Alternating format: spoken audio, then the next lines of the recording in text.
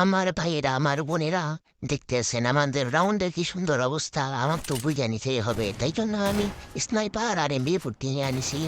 এবার এনিমির বেশি কান্দে উঠা, এখন গিয়ে আমার ভাইয়েরা এনিমি চুটকি দিয়ে পুটকি মেরে দেবো। তো আপনারা দেখতে পাচ্ছেন আমি লুকায় লুকায় খেলতেছি এনিমি আসার আশায়। এনিমি যদি এদিকে আসে এনিমির বেশি কান্দে উঠাই দেব। তো আমি এখানে এনিমি না পেয়ে সামনে দেওয়া চিন্তা ভাবনা করতেছি, দেখি এনিমির বা হাতে মারা খাওয়ার চেষ্টা করতেছি, যদি মারা খাইতে পারি ভালো ব্যাপার। তো দেখি সামনে এনিমি নাই, এনিমি এখন দাঁড়াইতেছি তাই এনিমি পাওয়া যাচ্ছে না। রে ভাই সাব, এই দেখেন দেখেন আমার পুটকি মেরে দিতে লাগছিল জনে।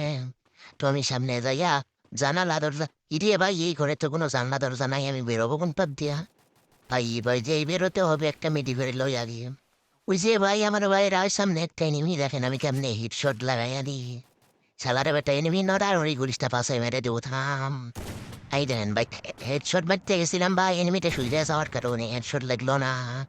এনিমি বুঝা গেছে এখানে স্নাইপার কিং চলে আসছে, তাই ভাই গিয়ে যাওয়া লাগবে। তো আমার ভাই দেখতেছেন আমার টিমমেট গুলো কত প্রকার বট। একটা মাইরা দিছে আর তিনটা আছে। আরে ভাই আরে একটা মাইরা দিছে, আমি খারে মারমু কেমনে মারমু? আমার তো এমবি 14 একটু কাটুকিও দিতে দিল না। আর আমার ভাইয়ের আপনারা তো জানেন আমি কত প্রো প্লেয়ার, অবশ্যই কমেন্টে জানাই দিবেন আমি কেরম প্লেয়ার।